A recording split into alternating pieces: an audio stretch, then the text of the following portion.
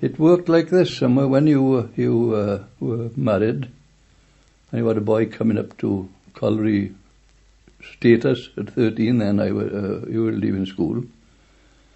You'd have you'd get knowledge of one of the men about the village that went to the Workmen's Institute, which was just coming into vogue, or about the football field. Want a boy underground. They want a boy. They would go and see that man, ask him, could you come to work them underground? Well, right, he'd fix up with the officials of the colliery, and who just signed on, and away to go. Well, when I started to work, this will give you just some idea. The Monday was 7 till 2. Tuesday, 7 till 5.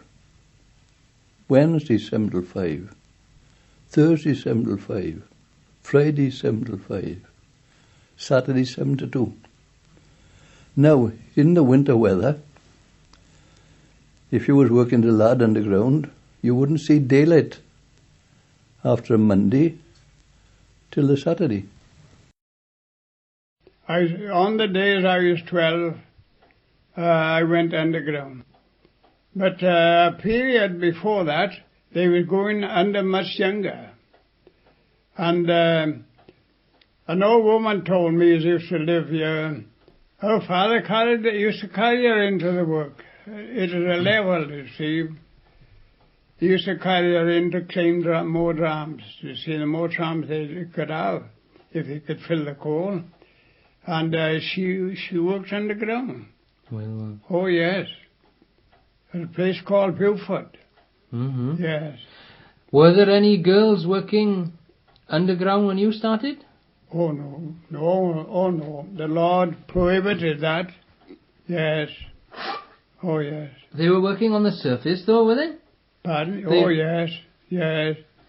Working on the screens, clipping the coal, pushing the drums, greasing the axles of the drums, and all sorts of things like that, you see.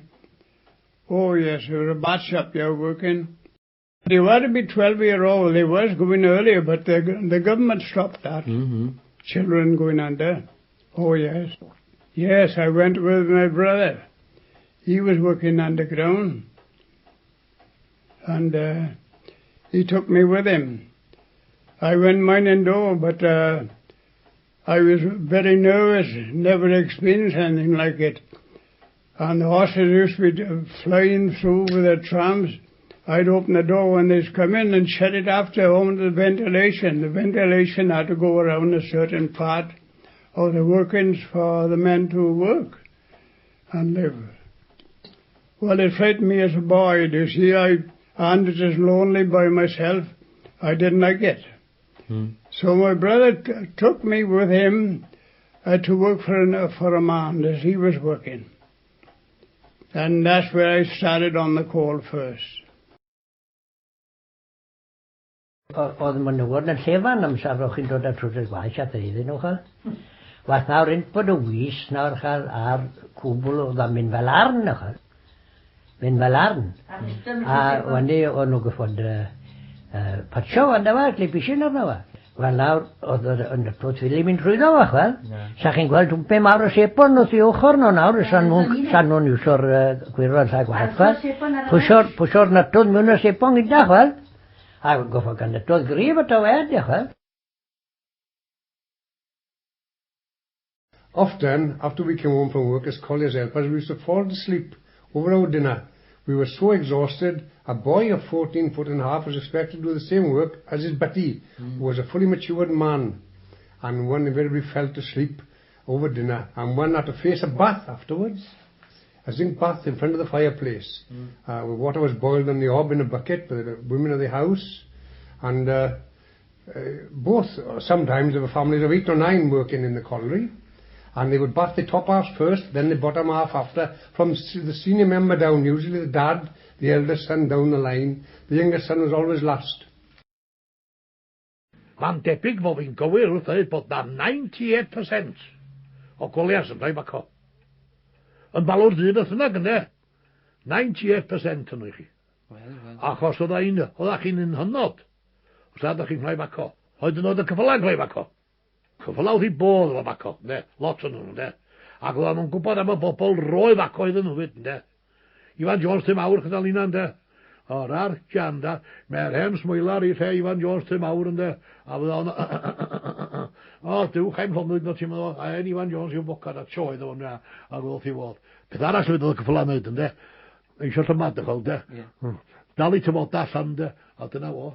Ac oedd o'n metrin wedi biceda bobl wyd, de. A nôl a botal allan yn gael yw. Yma dy i gyd. Wel. Yn aml iawn ac yn ffindio cheg eich potal chi wedi cael ei gwasgu. Potal dyn, ynddo?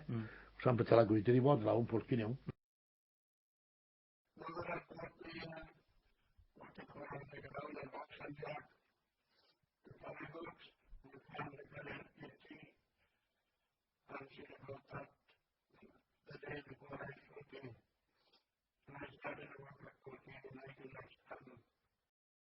Please supply bearer with one safety lamp. Yeah. Ac wedyn ni, os na fydde'r papur na gyda chi i'r rhoi yn y lamprwm, y bore byddech chi'n dechrau gweithio, byddech chi ddim lamp i gael, byddai rhaid i chi sefyll nes bod ryw drefniant arall yn cael ei wneud. Ac hefyd, o'ch chi'n mynd lawr ar y register, y foment o'ch chi'n cael lamp. Ac o'n nhw'n gwybod beth oedd eich number chi. Ac y number i o 269. Ac byddai'r dyn fydde'n yr ystafell lampia yma, a byddai fe mynd o gylch i gael gweld pe fydda rai o'r lampau ma ddim wedi dod miwn yn y nos i chael, a pe fydden nhw heb ddod miwn, wel wrth gwrs fydden nhw chwilio amdani nhw. Oedd y lamp nawr fel rhyw fath o leisiens i chi, o rhyw fath o drwydded i chi, i fod o dan ddiar. Wel, oedd ein amser glawd yn o gwlad prechol, cyflog ymach, ac pwlla ma yn i bri. A ddaeth ei lan ma. Lan ma, nath a fel ostlar. Osgwr o'r o cofflaw fach. I ddechrau. A ddaeth lawr dan ddiawr wedyn ni. A mas nifri sefyll beth. The man with the cool face is the man that is digging the coal. So the more men they could get to the coal face and the less men they could get doing their work, well, the more profitable it was. Is that understood? And everybody accepts that. But the further in it was going, it meant more timber to support the roof. Perhaps another engine to pull up. Well, the man that was driving the engine, like myself, I wasn't doing anything to create the coal. I was only just holding the coal. My wages had to come from the man that was digging it. Well, and in 1929, I think it was, or 30, this colliery closed down. So as it were now, there was everybody. They were dependent upon this place, this area. It was an old Bumble Squirt pit. Once that closed, well, that was the end of it. There was nothing now but starvation. And that was a terrible time, unemployment.